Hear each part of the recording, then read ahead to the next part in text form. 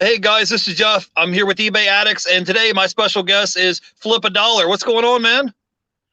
What's going on, bro? Hey, how you doing, Thanks for man? How having was me.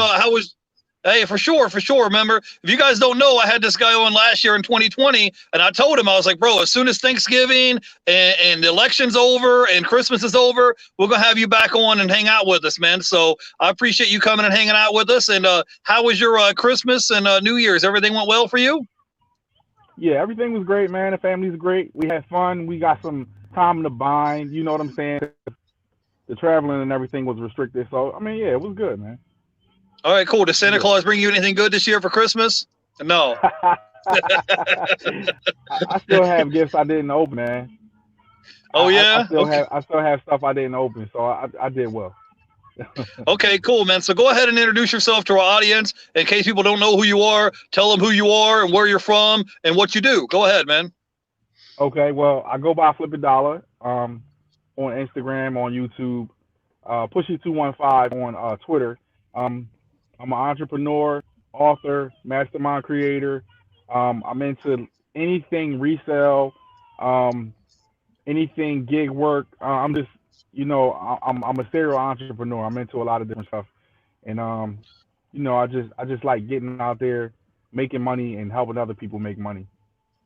Right. So, I mean, you kind of like a mercenary, but there was like, those hired mercenaries, but they pay you money, you would go do it. So, because, I mean, I'm just joking, but you're doing Instacart, right? You still doing that? You still doing Instacart? I'm doing Instacart and DoorDash, shifting back and forth between whichever one is the best at the time. Yeah. Okay.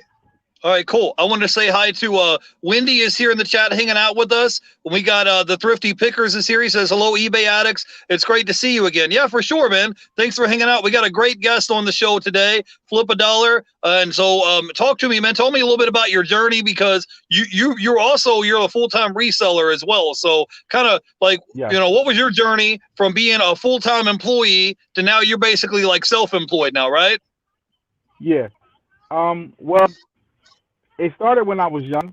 The reseller mindset. It started when I was young. Basically, I remember being at McDonald's and being a cashier for the morning shift and starting with $80 in my drawer, and then when my shift was over, maybe like 3.5 hours later, I think I had like $1,200 in my drawer. And at that moment, I realized that I wanted to be a boss and not just a worker because I was like, wow, if I started with $80 and a couple hours later I got 1,200, I need to be in this position because it's taking me I don't know how long to get $1,200. At that time, I was making I think it was 5.15 per hour. So $1,200 took you maybe months to make $1,200, where it was being generated really quickly as I was working on my shift. And at that time, it flipped the switch for me, and from there, I knew that I had to get out here and really reach and figure out how to become the boss. And that was like the beginning of the journey as a young kid. And from there, I started selling juices and waters and things like that. And then I went to having a flea market stand, and I went through that whole phase. And then a guy introduced me to eBay. He's like, "Oh man, you got this stuff that they want this on eBay. This is where you need to put it, and blah blah blah." That got me into eBay. eBay got me into Amazon. Amazon got me to Macari, and then I got into Bonanza.com, and from there, it's the addiction, man. Just reselling is like it's very addictive, and Yeah, yeah, for yeah, sure. So you came to the right place because that's why we call the channel eBay Addicts because we're like addicted to working and exactly, reselling and making money, right? So you came to the right place. So kind exactly. of tell us, man, what all platforms do you currently sell on right now? Are you on Amazon and eBay and you're on Macari? What all platforms do Well, you sell locally as well, right? right now, yes, I do sell locally. Right now, just two platforms right now. I'm just on Amazon and on Macari.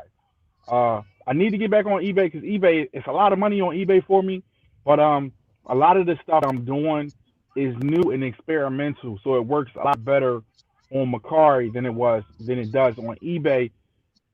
Specifically because Macari is just pretty much the United States at this time, and where because eBay is an international website, some of the things that I have and some of the things that I offer don't make sense on eBay. You know what I'm saying? It just it Yeah, just man. doesn't make sense. I'll explain it to you. you've probably seen where you can order something from China for $1 with free shipping. You know, Right. I have those same type of items, but on Mercari you can get $8 for it, and on eBay it's impossible for me to compete with somebody who's getting subsidized rates on shipping. I think the people that import are not even paying for shipping. Some of those things where if you can buy it for $1 and you get free shipping, who's paying for the shipping? You know what I'm saying? Yeah. It's I, obviously being subsidized, so I can't compete against somebody that can do that. right, for sure, for sure. I wanted to say hi to Living a Blessed Life and Improving Daily is in the chat, and we got Bearded Veteran here in the chat. So if you guys have questions for our guest, Flip a Dollar, go ahead and ask him questions. He's got a big following on Instagram, and we're trying to help him grow his YouTube channel. I told him before the show that he's going to hit 1K subscribers this year.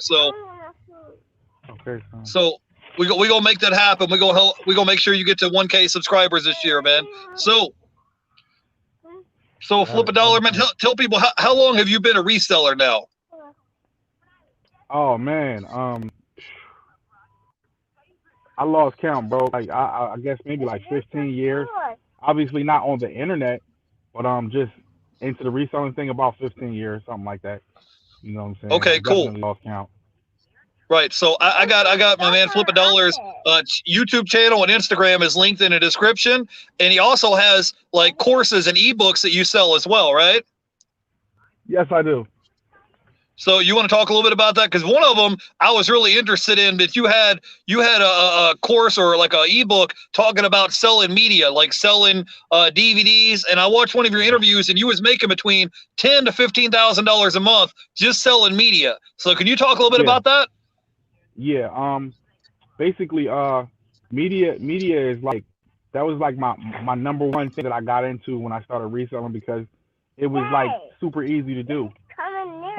So I used to just go to like every thrift store, and I made a route. Okay, son, I told you I'm doing something. I can't do this with you. I'm on the phone, okay? So basically I made a route, and I had like 20 stores or whatever, and I would just get all of the media from those stores. And son, I'm not going to be able to do this with you, okay? I told you I'm doing something. I'm busy here. I would get all of the media from those stores, and basically I would sell it online. I started on eBay with it, and then I got on Amazon. But what set my income to a higher level was the restriction. When Amazon made it something that was restricted and made a gate, that's when I seen the potential, because I realized they locked out maybe 90% of the people in my area. They knocked them out. I told you I'm doing something, and that allowed me to be able to make so much money, because basically it was like there is no competition. You know, okay, I'm doing something, son. I told you, give me time. Give me time. You keep asking me for stuff. All right. So give me time. Here's some water. Go ahead, bro. So when you were selling media and you were selling like DVDs and stuff, what was your like buy cost and what was your average sell cost when you were flipping this media? Because I'm into selling a lot of media items myself. Right now, if you guys don't know, if you're on eBay platform and you just have the basic store subscription, which is like $21 a month, they give you 10,000 free listings into select categories. So if you sell items like CDs, DVDs, Blu-rays, video games, things like that are in the select categories, you're getting 10,000 free listings and you're paying 0 insertion fees. So that's why I'm interested if you can kind of give us a rundown, like whenever you was heavy into selling DVDs, you were making between, you said $10,000 to $15,000 a month just flipping media items. So can you talk a little bit about that? Like what was your like your average buy cost and what was your sell cost when you were selling these media items? Okay, well, that's a simple question. Where I live at, if you do thrifting like I was doing, average buy cost is $3 or less. Most of the time it's $1. The stuff that's more higher ticket is $3 on average. And I'll explain why I was able to make so much at that time. You could sell Microsoft products on Amazon. That's something that you need to get ungated in now. I did get gated in that. So I used to sell like what was it? Windows 95 for like $100, $150. I think Windows 98 now is still about $40 on eBay. If you look it up right now, it's probably still at least $40 for Windows 98 second edition. First edition, I don't know, but second edition, if you look the comp up on that, it's probably $40. But I used to sell Windows 95, Windows 98, Office 2007, Office 2003, and you used to be able to sell this stuff on Amazon. I used to sell OS X software, 10.2, 10.5, 10.6. I used to be able to sell this on Amazon. Amazon now has a gate, I think, for all Apple products now. So basically now, a lot of the things that used to work don't work anymore, and you have to pivot. But that's when I created the course, because just because you can't sell it personally doesn't mean anything. You can sell it to other people who can. So I created the course, and that's you how you can still get these same items that used to work really good and just sell them to the other people that can sell it, and then you still get to make money off of it because it's still there. If you go into a thrift store, everything that I used to sell, it's still there. It's just that it's not many people buying it. People don't even know that they can buy it because they think it's expired, because most software, as long as it's not being used simultaneously on more than one computer, it will activate. And people don't know that. They think that it's a one-time use type of thing, but it's more like a phone number. Any given phone number can only ring on one phone at a time. If you call the phone number and you clone the phone, then maybe, yeah, you could ring on two different devices if you cloned it, but that's a whole nother topic. And the software is the same way. As long as it's on one computer at a time, it will work, unless it's like linked to Steam or something like that, more sophisticated. But I really got deep into the media and understood what stuff was. Like, you obviously can't sell a game connected to a Steam account because that activation number is no longer any good. But what you can do, you can sell the installation media only, which is another thing I used to do. I would find like rare games and not have a product key, but say, hey, this is just the installation. So if you have the product key, this is for you. And I used to do that type of stuff. Yeah, the money was there to be made, man. It was just a whole different era, with selling media. Yeah, for sure, man. I was just going to bring it up because some of the stuff that you have would be items that was like out of print that they're not making anymore, and they would be more rare. And if someone wanted to buy it, they couldn't go to Walmart or Target or Best Buy and get it. They had to go online on eBay and platforms to buy that's out of print merchandise. That's why I was bringing it up. So I wanted to say hi to Joey Bada Bing, who's here in the chat hanging out with us. And we got Regina is here. She says, hello, Jeff. Hey, Regina, thanks for coming by. I caught your show last night with Derek, Fundamentals of Side Hustling. You guys had a good show. So Flip a Dollar, tell people about what some of your courses, because I've got them linked down below. Tell people about some of your courses that you have and what you have to offer the people, because one of your courses, one of the things we talked about last time when I had you on the show was buying video games at Walmart clearance for like 3 cents a piece. So can you talk a little bit about some of the courses that you have and what it is that you have to offer as far as like an education? You have like a group, like a Facebook page where you guys share information. Can you talk a little bit about what courses you have and on all that? I think we lost him. Oh, I lost him. I don't know what happened. Give me 1 second, guys. We'll see if I can message him, see what happened. I didn't kick him off the chat. We just got disconnected, I think. There he is. Sorry, bro. I lost my connection sitting in this parking lot. You probably still can't even see me that well. The stuff that I have to offer is not so much courses. It's just protocols. I'm giving people exact protocols and things that work in real life scenarios, real time, just things, not stuff that expire. Like I said, I know a lot that used to work, but I don't include that into any of my products. I put down stuff that I still do currently that work and methods that will put money into it if you're willing to execute them. As far as like courses right now, I just got the one media course. Everything else is more just books, just information inside books. And then I have a recent group that I have had for about 5 years. Right now it's closed. I'm not accepting any new members. It's a small group. It's like a family type of thing. I will be opening that back up soon, but it's just like the core people that have been in there since like my day ones are in there at this time. It used to be $30 per month for the group, but now I suspended payments and just grandfather everybody in. So everybody that's in there now will never have to pay again. When I open the group back up, then I'll probably be accepting people again. But I won't be doing $30 per month. I'll be doing like some type of uh uh lifetime membership or 2 years or 3 years or something. I haven't figured out what I want to do because I really want serious people. The thing about the group is I used to have 200 members, right?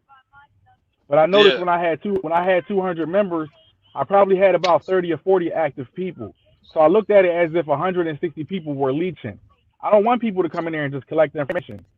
It doesn't make it any better. It's kind of like if me and you go out every day and we go sourcing and we do these routes, but I never put gas in the car.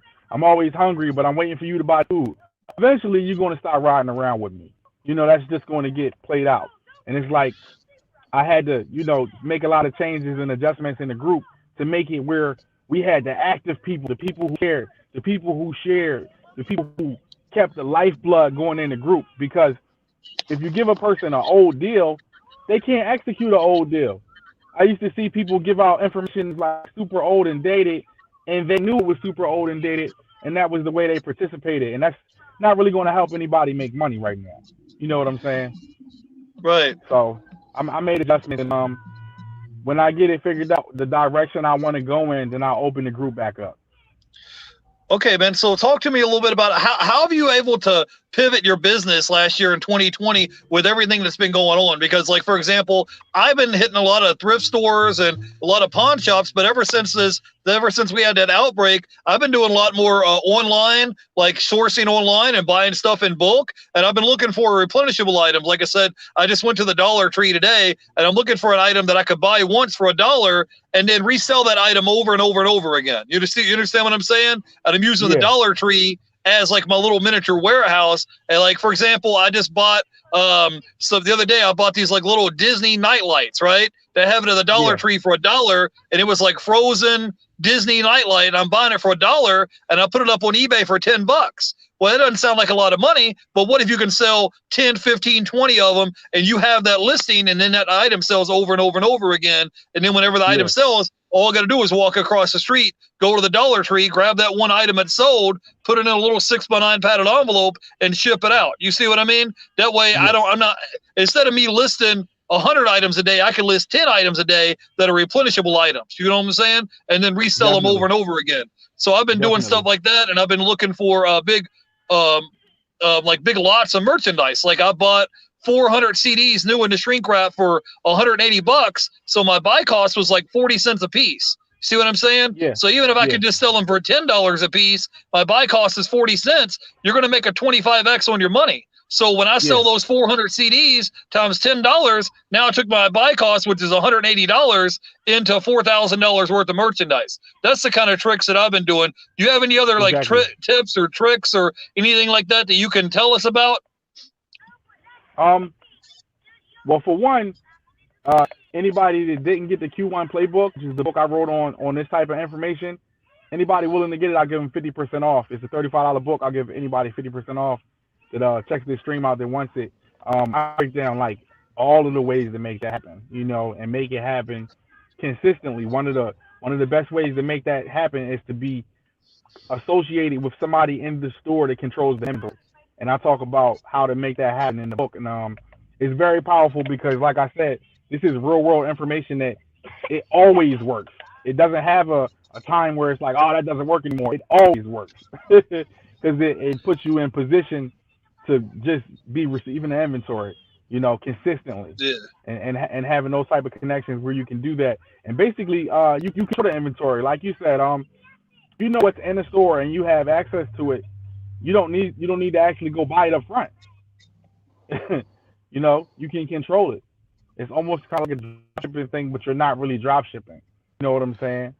But some of the ways you want to make that happen is you want to master the stores that you go into. Like if you're going into stores and you haven't taken the point of mastery, you're actually wasting time. You need to know the markdown schedule. You need to know what the colors mean. You need to know what the numbers mean, the last number specifically, because the last number tells you what markdown is, what week it is. You can know what next week is going to be, and so on and so forth. And that gives you an edge, so that way you can be on time instead of being late. Because some people don't know about the deals until they hit Instagram or Twitter or YouTube, and then they know about the deals. But at that time, it's kind of late because now you're competing against everybody when you could have been the first person, you know. And I teach people how to be the first person and get the inventory up front. Like right now, I don't have the source. My 10 by 30 is full, and I have another storage, and they're both full. You know, I don't have to source anything at all. And right now on Macari, I have about close to like 800 listings up, and I make money every day with those 800 listings. Right. So flip a dollar, man. Talk to me, man. Because when I first saw you on Instagram, what caught my attention is, if you guys don't know, they have clearance items, and you can buy video games at Walmart for 3 pennies, 3 cents. So tell people how you go about finding some of these clearance deals at like Walmart or Target or some of these big box stores, and they have these clearance items, and you kind of like, some of them are kind of like hidden clearance. So can you talk a little bit about that and talk about maybe building relationships with people at these stores? Yeah, basically, most of the time getting the 3 cent stuff is insider information. You know, Yeah. not everybody knows about it. It does get to social media and people do know about it, but a lot of people they don't really spread that. You know, they don't spread it too much. But if you're once again mastering a store like I just mentioned, you will know about it because when you have the store master, it doesn't get past you. You know, and you have enough of a relationship with the people that know to get that information. You know, so it's like you already know what you need to do because you have the answers already. It's like a cheat sheet. So it's like, put it to you like this: if you walk into a store, any given store, and you look to see what's on the rack and you leave, that's the most you're going to do with your sourcing. That's nothing. You should be able to walk into that store, speak to somebody, figure out what's coming out, figure out what came out, and just have the type of information that will put you in a better place. Like imagine if you went into a store and you spoke to the people and they say, "Oh man, we just got a Nintendo in with 100 cartridges to it, and it's this and this and this and this." Now you already know how much profit you got there. You're like, "Huh? You got this? You got this, this, and this? Okay. You got the second pedal to it? You got this?" So you have an idea, and then they'll tell you, "Oh yeah, man, I'm gonna make it $20 untested, and you can have it all for $20." That's the type of stuff that starts to happen to you when you get plugged in, rather than if you go in there and you play peekaboo and you just leave. That's Right. not So enough. It's not enough information. right, like for example, a lot of people were hunting for those Panini basketball cards, right? And if you were able to maybe talk to a manager or somebody that works there, they'll be able to give you the drop schedule and say, "Hey, man, instead of you Exactly. driving all over the city, going to 10 different Walmarts, you know, there might be a Walmart right across the street from your house. You could just Exactly. talk to the manager or somebody that works Check this there. out. They could give you the 411 and say, 'Hey, man, it comes in. It's going to be coming in at Wednesday at 4 p.m. on the truck. Be here, and we're going to have the Check merchandise this you're out. looking for.'" I got Right. I got one even better for you. Yeah. Try to deal with it as far as the UPC or SKU level. This works in Staples, Target, and Walmart. I've done this. When you have something Right. that you know you're looking for, something that's hot, you want to know either Yeah. the UPC or the SKU. You know, in different stores is a different one. But one of those numbers, the UPC or SKU, and you go to somebody with the Telzon, which is the little scanner they use. That's what it's usually called. And you ask them, "Hey, can you look something for me?" Now it doesn't always work because if you got a new employee, all they know how to do is price check or the stuff that they're instructed to do. They don't know the menu, so they won't be able to help you. But if you get the right person, or the manager, and somebody that's willing, they can look up stuff in other stores. So you can know specifically what store has those cards right now because it'll tell you live inventory. And then if you take it a step further, you can ask them to let you screenshot their screen. It doesn't always work. But when you got the right people, and now because of everything going on, you probably can't get that close to people. I don't know. You know, some people are kind of skeptical about getting close to you. But if you could get them to look it up, now you know for sure who has it on hand. You got the addresses, you got the quantity. So now when you get to the next store, it's a little bit easier because when you get to the next store, you'll say, "Hey, I'm looking for such and such," and they'll say, "Oh, what's that?" And you say, "Oh, it's SKU such and such," and then they go ahead and put it into they put the information in, and then you let them know, Right. "Oh yeah, Bob at store 6 is who sent me here. You guys have 4 on hand." So now they can't tell Right. you, "Oh, we don't have this and that." You did all of the homework now, so now they just got to go get it. So, Yeah. and when you do that, it usually works out because you know what you're talking about. If you just come in there and say, "Oh, well, I thought you guys had it," then they can just say, oh no, we don't. But when you say, oh yeah, Bob sent me, and you give them a store number, and you tell them the quantity that it said they have, now they know you have information, and they'll usually be able to go get it. You know, so now you're Right. I'm not. with. It's not like a wild goose hunt. You know what you're going to get, and it gets easier like that. And now you have a connection because now you got Bob that told you about it. In the new store, you're working with whoever you're working with there, and you keep that relationship open. Now when you come in, you say, "Hey, what's up, Jim? Y'all got any more of the cards in?" So you got two stores where you have somewhat of a connection, and you use Right. that. Right. You I'm know, with you, man. use Yeah. that to your best. Yeah, on Black Friday, I was looking for a certain video game, and before I went in there, I was like looking it up, and I'm like, okay, I know they have one quantity of this video game in stock. So I go in there to the store on Black Friday, they didn't have it nowhere on the shelf. So I asked the lady, I'm like, hey, it says here that you guys have one in stock. I don't see it on the shelf.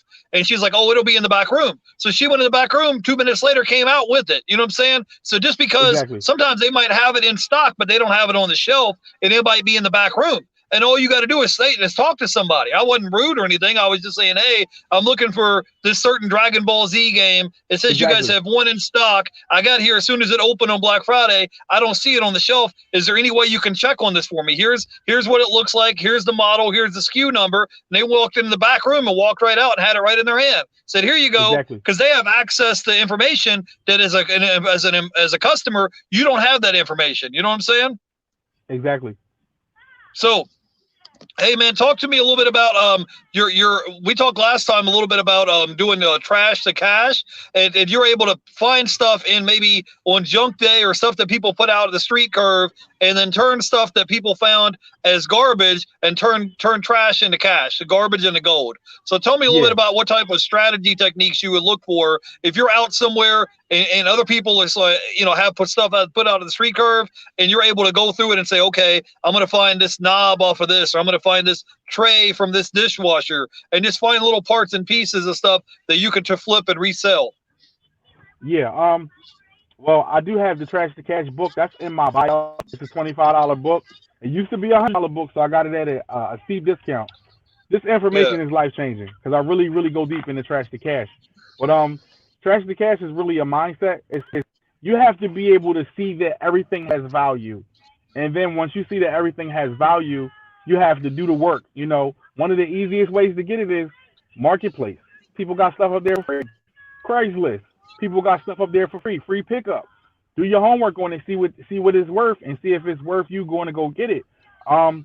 You can do scrap metal. I know you probably see people riding around doing Trash to Cash. Anything that's out there be taken to the scrap yard. Rocking chairs. You get books, you get CDs, you get DVDs. If you want to do trash, one of the easiest ways to do it is to know the schedule in your neighborhood as far as like trash. And then you can look up the bulk trash days, because on bulk trash day, people throw out a lot of good stuff. They start clearing the house out. All types of really, really good stuff that you can make money with. And you can make a full-time living just flipping people's trash, man. Literally. Right. Go ahead. Do you have any other tips or tricks that would help people get merchandise for free that they could resell on eBay? Like, for example, one of the tricks that I use, because I'm in Florida, we have yard sales year round. And if you guys look on Craigslist, like on a Saturday or a Sunday afternoon, you look on the Craigslist and click the free section, and then all the stuff that's left over from some of these yard sales, they don't want to carry it back into the house or the garage, so they'll put it out to the street curve, and then they'll take a picture of it. And they'll take a picture of it and say, hey, it's 123 Maple Street. All the stuff's out of the street curve. It's going to be out here at 6:00 p.m. Come and get it. And I went there and found some stuff that was new with tags. Some of the stuff, maybe pots and pans, maybe some old video games or CDs or DVDs, whatever. But it was something, the idea is you have no money tied up in the merchandise. So instead of you going to Best Buy or Walmart or Target dropping $200, you just pull up on the street. And anything you want, you just grab it, throw in the trunk. You know what I'm saying? And then if it's something that you can't resell, you can always donate it to a thrift store. You know what I'm saying? If it's garbage, you can put it in the garbage. But you can make money. You can start with nothing and turn zero into something. So do you have any other tricks like that would help people find merchandise where they have no money tied up in it and can turn it into cash? Go ahead. TVs, flat screen TVs have parts inside of them. If you're willing to take it apart, and I'll show you in the book how to do it. If you're willing to take the TV apart, the TV has a power supply, It has a main Yeah. board. It has Wi-Fi chips inside of them, speakers. All of these different parts can be sold because people break TVs. A lot of times you'll see a TV in the trash that has a broken screen, but nothing else is wrong with those other parts. Yeah. You can take The it. You can take it and motherboard. break it down. Look, Yeah. if you look, if you look it up on eBay, right? A screen that's cracked still be worth 200 because of what's inside. Look it up on eBay, you'll see cracked screens selling all day, or you'll see people that actually break it down to the parts and sell the parts, and you can take the TVs to the scrap yard. Um, man, it's a lot of different ways you can do it. One of the easiest ways you can do it, well, it used to be, like I said, with everything going on now, it might not work the same. Going to colleges at the end of the semester and taking all the stuff the students throw away. They throw away everything. Okay, give me a second. They throw away everything. I'm talking about computers, microwaves, CD players, clothes, sometimes books, which is kind of weird because they can sell the books. But they throw all of this different stuff away. Like, you gotta imagine, I'm in Pennsylvania. Anybody that came here from California or Colorado or, you know, somewhere far, when they go back home, they just leave. They toss the stuff. It's free. It's sitting there. I'm talking about in abundance, man. So much of it. So that's another way to get it. Going to universities and schools and things like that and getting it. I tell people how to get it directly from other businesses. You can become an entity to collect these items. I talk about this in the book. Okay, so I'm gonna help you in a second. All right. And then yeah, now you got a unlimited stream of just stuff flowing in your direction. You're just doing pickups now. Right. I was going to say with TVs, I mean, sometimes just the TV remote by itself will sell for $15, $20, just the remote. And then they have Exactly. motherboards and other computer parts inside of it. And let's say if someone has a TV repair business, they have to have that special motherboard. They can't just get a generic motherboard from Walmart and slap on it. It's got to be for that specific serial model number that goes with that certain TV. So sometimes Exactly. these motherboards might sell for $50, $100 just for one of those little motherboards inside of that TV. So there's opportunities everywhere, and you just got to be on the lookout and make connections with people. My store on Macari is 100%. That's all I sell is parts. On Macari, my store is powered by Trash to Cash. I'm selling parts. Most of the stuff that I have is parts. The rest of the other stuff is just stuff that was intact or repaired by me or refurbished by me, because I do a lot of refurbishing. So it's a lot of me in refurbishing items. So that's another thing that I do. I find stuff that people abandon, rebuild, restore, renew, and then I resell. It's really all just recycling at the end of the day. That's all we're really doing is recycling. Right. Cool. So the profit margin is really good. Like you said, I just sold a remote today for $24 to a Bluetooth speaker. Trash to Cash. Right. Yeah, I'm with you. I just sold a remote the other day for $15, and I think I paid 50 cents for it at the thrift store. So, hey, man, since you have a lot of knowledge and experience being a reseller, give me maybe your top 2 or 3 tips that would help somebody. Maybe if someone is a part-time reseller and they want to grow their business and expand, you have maybe top 2 or 3 tips that would help somebody grow their business. Yeah, definitely. The number 1 tip is to master your store, whatever store you're going into. When you start out, you probably don't want to go to a whole bunch of different stores because you're spreading yourself too thin. You want to go into a store and figure out how it works and operates and get it to mastery, and you can make enough money just from one store, knowing the ins and outs of it. So, go into the stores and be serious about them. Like I said, and what I mean by that is, you can go into a store and we can go look at what's there and determine if something's there or not and leave. But that's not how you source. You want to do more than that. You want to get acquainted with the people in the store. You want to figure out what the market schedules are. You want to figure out how the store runs. You want to figure out how often they replenish. You want to get some type of connection inside the store, because now it's easy for a person to tell you, oh, that stuff marks down tomorrow. If you didn't know that, then you missed the opportunity, so to speak, because it's like you might see something that it's almost there, but if it was marked down, it'd be just right, and they're telling you, oh, that's marked down tomorrow. And then they might tell you, oh, yeah, Mary does the markdown. So now Mary's doing the markdown. So when you come in tomorrow, you go straight to Mary. Hey, how you doing, Mary? Did you mark the stuff in yet? Mary's going to look at you like, who are you? And you say, oh, I'm sorry. I'm a reseller, if you want to tell her what you do. Or you can just tell her, it's a specific item I was interested in, that if at the right price point I can take it, and I wanted to know what it's going to be marked down to, or do you have the ability to mark it down to this? You got more of a control. You can say, hey, if you make it $5, it makes sense for me. And then from now on, every time they see that item, it might just be a file item instead of them trying to look up. It's a lot of ways that this can go, but you want to get into these stores and dig deep, not just go in there and just look, because that's what most people do. They just go look and that's it. You don't want to be most people. Right, right.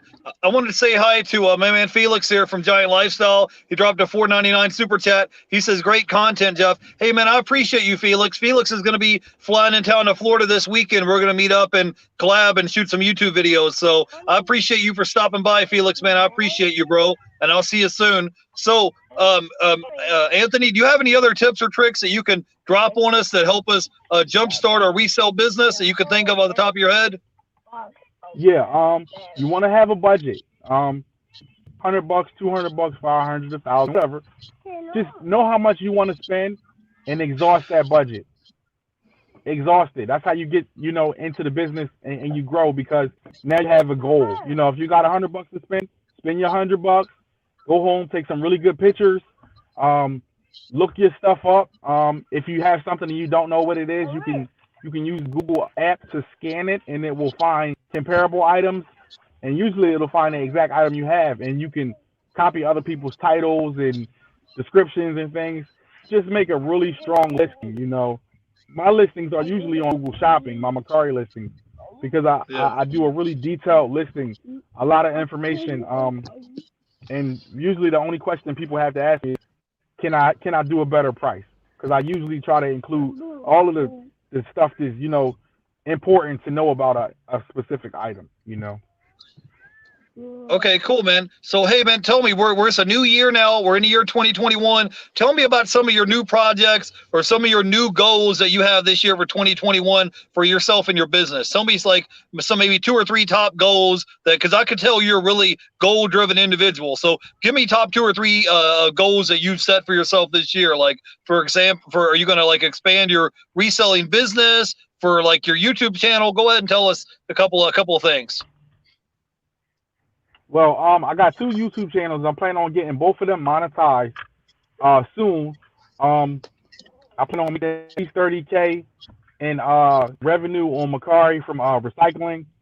I want to get my Amazon business to 6 figures plus again, like it used to be. When I got suspended, I stopped being a 6-figure seller because I just lost my motivation. I got suspended for 2 inauthentic claims. And both of them were bogus, and that kind of destroyed my confidence. And from there, I scaled down on Amazon. I stopped selling on Amazon for it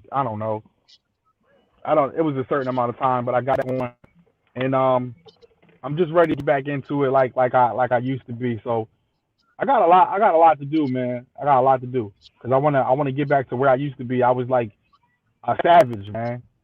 100%. If you go back on Instagram and scroll to my posts, 2016, 2017, you'll see the crazy shit I was doing. I was really out there going crazy, And right now, since I pivoted and I'm doing trash to cash, I don't need to do what I was doing, but I still want to get back out there and do it because it's not only is it a thrill, but you can make a lot of money.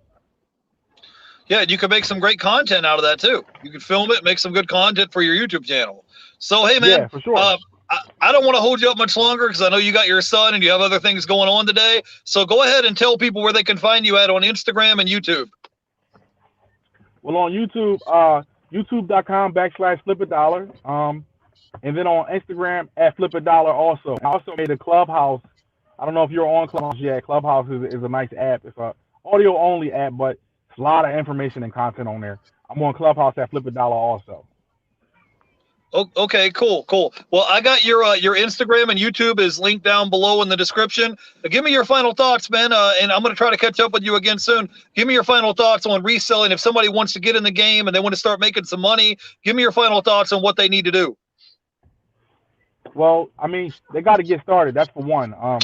Don't sit at home collecting all of the information in the world and trying to do all the case studies in the world. Just get out there and get started because you got to get the bumps and bruises to know what the game is about. You're going to get your first big return and stuff like that, and just be ready for it. Embrace all of it. You know what it's like to the real growing pains when you get on and you sell something and you don't even have money to ship it. That's when you're getting started. Get started. Get out there and have those type of problems where you got to call somebody and say, hey man, shipping is $50 for this item. I just sold it and I don't even have $50 yet to ship it. And borrow your first $50 to get something shipped, and make your first mistake and ship something to the wrong house, and all of the stuff we did. Get out there and do that and embrace it when it happens, because it will happen, and that's the best way to go about it. You want to have a good attitude towards it, because it's life changing when you take it serious and you just ride the waves. You go with the ups and you go with the downs. It's just going to take your life somewhere bigger and better, man. Yeah, the thing is, what's crazy to me is some people will spend $40,000-$50,000 to go to college or a university to get a degree, but then they're not willing to invest money in themselves. They're not willing to screw up and make mistakes. And I'm like, man, this reselling game, if you put work into it, you're gonna be paid out every month, every week for the rest of your life. This could be a stream of income you have coming in over and over and over again. So it's okay to screw up and make mistakes. You just got to get out here and get moving, So it's okay to screw up and make mistakes, and you learn stuff along the way, because you'll learn way more stuff making mistakes than I can put in an audio book. You know what I'm saying? Exactly, or that I could write in an ebook. Like you'd be like, oh, okay, right. Just like you will learn. You will learn more. You'll learn more when you lose than you will when you win. When you win, you don't got to think about nothing. You're winning. But when you lose, you got to say, oh man, I don't like this. How can I avoid this? How can I remove this from what I have going on? And that's when you really start to dig deep and you brainstorm and you come up with some good strategies and methods and you execute, and things are great. But you need to challenge. You need to fail. You need to lose money. You need to have a headache. You need to sell that item and the customer has a million questions for you now, and it's annoying, because you need to learn how to do the customer service part of it too, and you need to learn how to just be able to bring solutions to the table. It's going to take your business to the next level. I look at it like I'm not selling anything. I'm bringing a solution. I'm bringing a part. You got something that's broke. I got the part. The part is working. It's guaranteed. Stop, son. And he's hitting me with the boxing glove. And you're going to make money. And that's pretty much how I look at it. I'm bringing something that you need, and you're going to reward me with some income. Right. That's what it's all about. Is you're solving other people's problems. So that's basically what we're doing. But yeah, you're going to learn, man. I sold 2 items. These were like, it was some body wash, and it was like 18 ounces. And this guy bought 2 of them. So I paid $2 for them, right? And they sold for $10 a piece. So they sold for $20. But then when I went to the post office wanted to charge me $17 for shipping. So it's just little stuff like that you learn, that you're going to learn along the way. Like, okay, I know I'm not going to do that again. But on the surface, it sounds good. Like, okay, turn $2 into $20. Then you go to the post office, customer gave you $5 for shipping, and the post office charged you $17. So there's little tips and tricks of things that you're going to learn. Let me speak on that. Pirateship.com. Anybody that is doing any shipping, know that. Pirateship.com. Because over the counter, you're going to pay more money. You're going to pay more money. So I'm just using that as an example. I'm just using that as an example because I just didn't know. Most of the time I'm selling small media items where my shipping cost is $2.80 for media mail. So I didn't know it was going to be $17. So I got up there and checked out. So that could be. That's going to happen, bro. That's going to happen. I shipped a printer to California and I made no profit. Right. But you learned. You learned and you're getting better at it. They charged me like $39 for shipping, and that was my profit. You don't expect it to be $39. So it is what it is. Now, the thing about it, because of the platform I sold it on, I lost money. If I would have sold it on Mercari, I would have made money. Because guess what? Mercari is flat rate shipping. They don't care that the item is 45 pounds because they have a flat rate. Now, when you're dealing with the USPS directly or with these other services, have zones and weight classes and things like that. So it's still going to be a certain rate. But with Mercari, you can ship something that's 100 pounds. I don't know anybody shipping stuff that's 100 pounds on eBay and Amazon like that. But Mercari you can, because they have it where, it's set up and it's easy to do. All right, cool. Hey, I just wanted to say hi to Wonder Woman in the chat, and we got Adventures with Victoria. She says, hey, eBay addicts and friends. So thank you guys for stopping by. We had Felix here stopping by from Giant Lifestyle. Wendy was here. Regina. Bearded Veteran, Joey Bada Bing.